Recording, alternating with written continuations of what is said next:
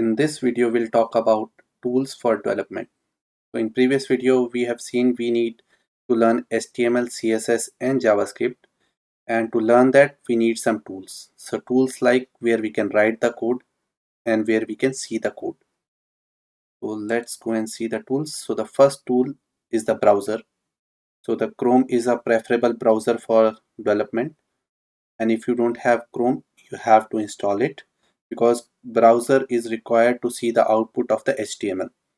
So let's go to our browser. If you don't have Chrome, you need to write in your browser download Chrome, and you have to select the first link, and based on your operating system you click on the download button and install it.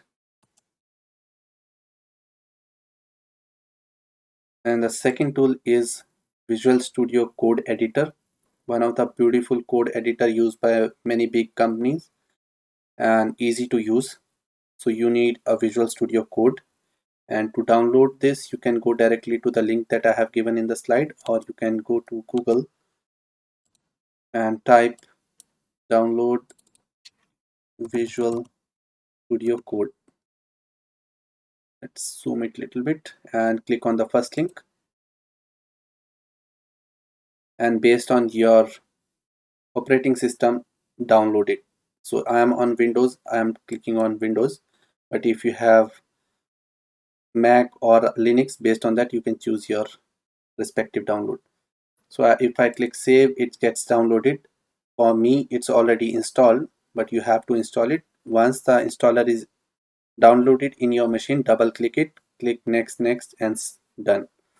So once your Visual Studio Code is ready, let's go and see the another tool, that is the live server extension. And to install this extension we need to open the Visual Studio Code. And to open the Visual Studio Code, if you are on Windows, go to the start and type Visual Studio Code, and if you are on MacBook you can open the terminal and type. So this is our Visual Studio Code. I'll give you the brief introduction of this code editor. On the left hand side you will see the Explorer.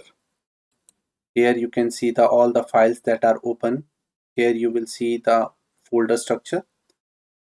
After that, the second icon gives you the features to search a particular text or a string in a file.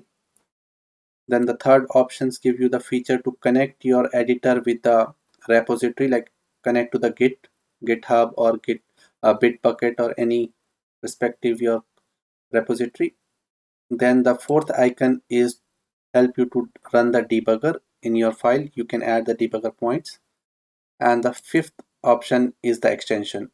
And Visual Studio Code is very famous for its popular extensions. Right now for learning HTML, CSS and JavaScript we need only one extension, that is live server. So this will help you to run your code immediately as soon as you type, so you don't need to refresh the browser again and again. For me it's already installed. Just click on live server and click the install button so it gets installed in your machine.